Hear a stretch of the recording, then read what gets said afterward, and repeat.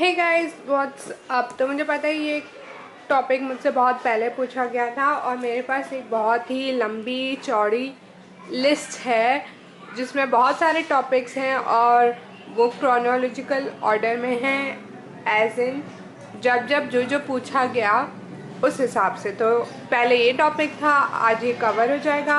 उसके बाद जिसने जो टॉपिक पूछा मैं वो समझाती जाऊंगी, ठीक है। तो आप सबकी वीडियोस अपलोड होंगी, मैं सबकी नोट कर रही हूँ, पर टाइम लगेगा क्योंकि ये मेरा फुल टाइम काम नहीं है। अर्निंग होगी तो ऑब्वियसली मैं फुल टाइम करूँगी and at the moment I earn nothing.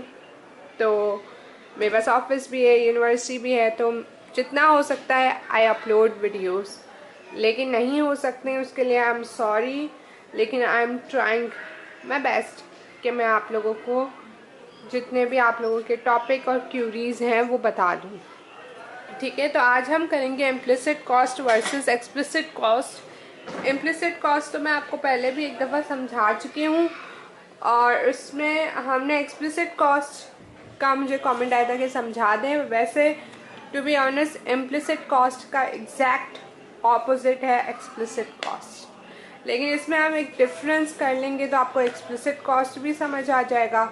और अगर आपके पास ऐसा कोई क्वेश्चन आता है कि डिफरेंस करें एक्सेट्रा एक्सेट्रा तो आप समझ जाएंगे। इम्प्लिसिट कॉस्ट वो कॉस्ट हैं जो आपको नज़र नहीं आती, जो इनडायरेक्ट कॉस्ट है। फॉर एग्जांपल आपने एक चीज़ ली और दूसरी चीज़ स्किप की, तो वो जो चीज़ आपने स्किप की जो अपॉर्चुनिटी कॉस्ट है वो आपकी इम्प्लिसिट कॉस्ट है। लेकिन जब आपने ये चीज़ खरीदी और इसके पैसे दिए वो आपकी पैसे जो हैं एक्सप्लिसिट कॉस्ट है।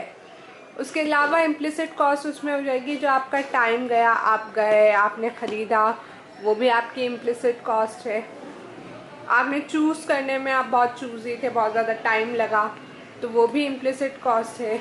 लेकिन अगर आपने जो भी कन्विंस ली उसकी जो पेमेंट आपने की वो आपकी एक्सप्लिसिट कॉस्ट है। तो ये हो गई एग्जाम्पल्स।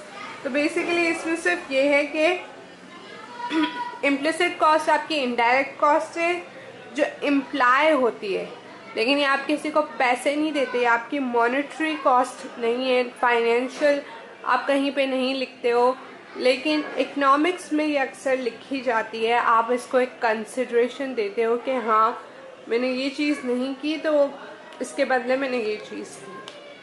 तो इम्प्लाइड कॉस्ट का आप एक उसमें पोर्शन बनाते हो, बट अदरवाइज उसके लेकिन आप कोई वैल्यू नहीं दे सकते और ना कहीं और वो लिखी जाती है किसी फाइनेंशियल इंस्टीट्यूशन में, जैसे बैलेंस शीट वगैरह किसी भी जगह पे इम्प्लिसिट कॉस्ट का कोई काम नहीं होता। लेकिन डिसीजन मेकिंग में इम्प्लिसिट कॉस्ट का काम होता है, ठीक है। तो इम्प्लिसिट कॉस्ट में जैसे कि मैंने आपको एग्जांपल्स तो बता दी, एक सबसे बड़ी एग्जांपल है अपॉर्चुनिटी कॉस्ट, और उसके बाद आ जाता है एक्सप्लिसिट कॉस्ट। ये डायरेक्ट कॉस्ट है जो आपने पैसे दिए, ठीक है। एक्चुअल कॉस्ट है वो आपकी, इसमें एग्जांपल आ जाता है wage, rent, purchase of land etcetera etcetera. जितने भी पैसे, जितने भी कॉस्ट आपकी लगती हैं वो आपकी एक्सप्लिसिट कॉस्ट होती हैं। तो कभी अगर कंफ्यूजन में कोई ऐसा क्वेश्चन आ जाए कि इम्प्लिसिट एक्सप्लिसिट को वो करें, किसी भी चीज़ ऐसी चीज़ को मत एक्सप्लिसिट कीजिएगा जिसके लिए आप पैसे देते हैं, वो आपकी एक्चुअल कॉस्ट हो, वो आपकी कभी भी इम्प्लिसिट कॉस्ट नहीं है। ये इनडायरेक्ट कॉस्ट होती है जो कि आपकी दिखाई नहीं देती, जो आप टर्म्स में लिख नहीं सकते कि यार मेरे 10 रुपीज़ का नुकसान हो गया क्योंकि मैंने ये चीज़ नहीं की और इसकी जगह ये चीज़ कर दी। इस तरह बहुत कम हो सकता है किसी बिजनेस इंस्टीट्यूशन में, किसी स्टार्टअप इन्वेस्टमेंट में कोई आपको इस तरह की टर्म्स वो हो जाएं, लेकिन वैसे नहीं होंगी, ठीक है। तो that's it for this video. I really hope कि समझ आया होगा, अगर आया तो subscribe, like, comment and share. Okay guys, do share, that would be really helpful for me, and I will see you guys in my next video. Bye guys.